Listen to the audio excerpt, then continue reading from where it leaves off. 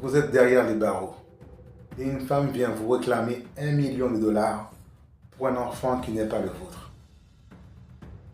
Restez avec moi. Vous allez voir comment Mike Tyson a évité une catastrophe financière et ce que vous pouvez apprendre pour vos propres finances.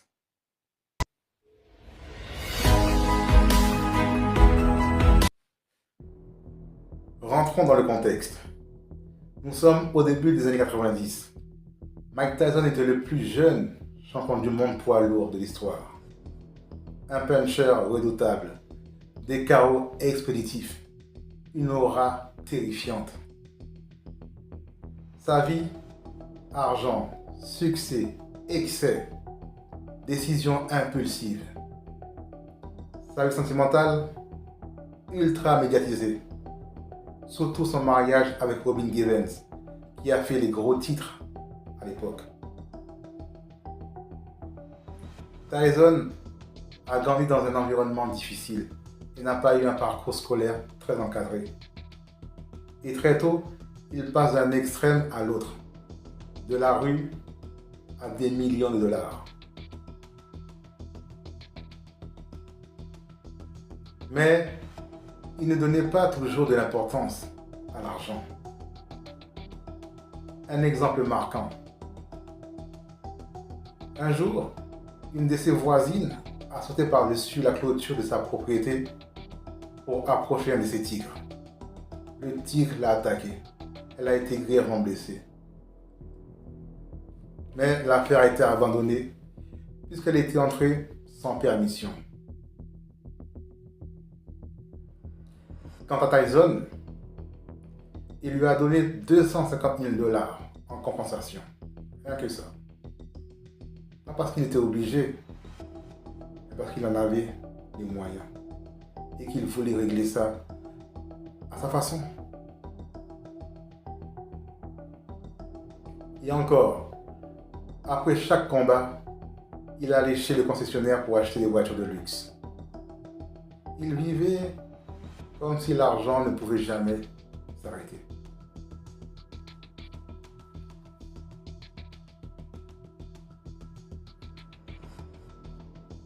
Peu avant sa première incarcération, on dirait que Tyson avait comme le pressentiment que quelque chose allait basculer. Il décide alors de rendre visite à ses conquêtes dans presque toutes les grandes villes des États-Unis, comme pour faire le tour une dernière fois.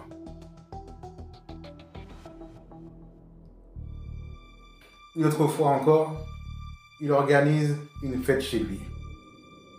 Une grande maison, une dizaine de chambres, une fille dans chaque chambre. Durant la soirée, il fait sortir tout le monde et passe la nuit à faire le tour des chambres. C'était ça, ta vie. Intense, excessive, sans frein. C'est ce qu'on appelle vivre à 200 à l'heure.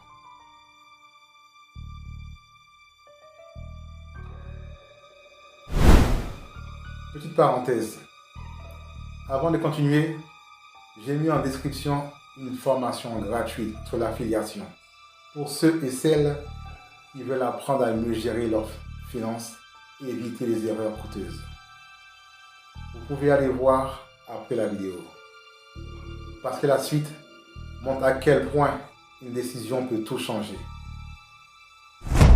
Une femme annonce à Tyson qu'elle a un enfant de lui. Et lui pense être le père. Alors, depuis sa cellule, il décide qu'elle recevra 100 000 dollars par mois. Mais elle lui réclame 1 million. Son avocat Tyson intervient et demande, avant de payer, faisons un test ADN. Le résultat tombe. L'enfant n'était pas le sien.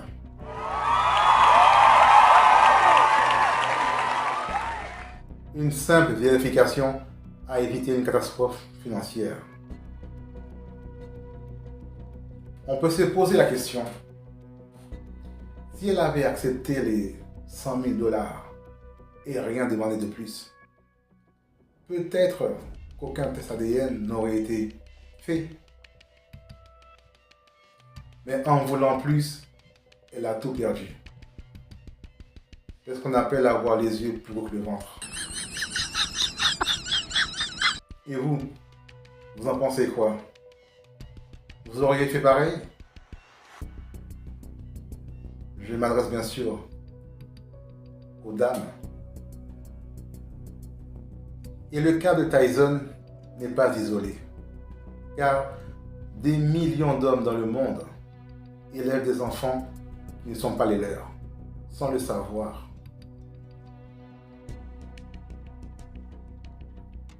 Et c'est dommage que les tests ADN soient si encadrés en France, comparé aux États-Unis. Beaucoup d'hommes élèvent des enfants en pensant être le père, alors qu'ils ne le sont même pas. Et les conséquences peuvent être financières, émotionnelles et juridiques. Découvrir qu'on a construit une responsabilité sur un mensonge tel que celui-là, c'est très brut, c'est très violent et ça fait très mal.